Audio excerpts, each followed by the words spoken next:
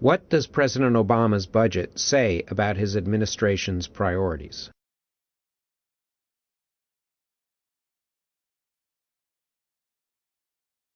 President Obama's budget blueprint tells us a lot about the president's priorities for the economy. Number one is getting the economy moving again, creating jobs. Coupled with that is building the economy for long-term growth. So that's why we see these intense investments in energy, in healthcare, and in education. Investments that both create short-term jobs so we can get out of the economic hole we're in and also set the stage for longer-term economic growth.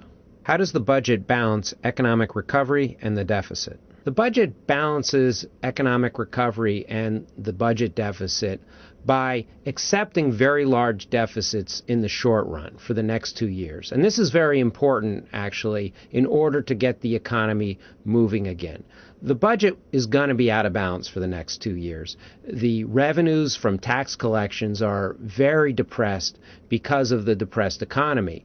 And we need to make investments to start creating jobs and get the economy moving again.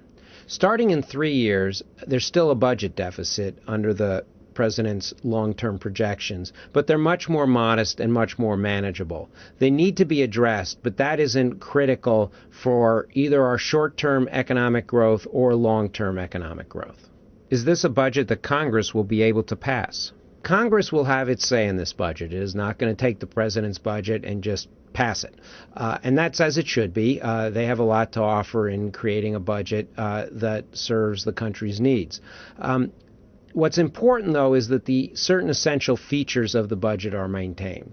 So the budget should run large deficits over the next 2 years to provide stimulus to the economy, to get the economy growing again.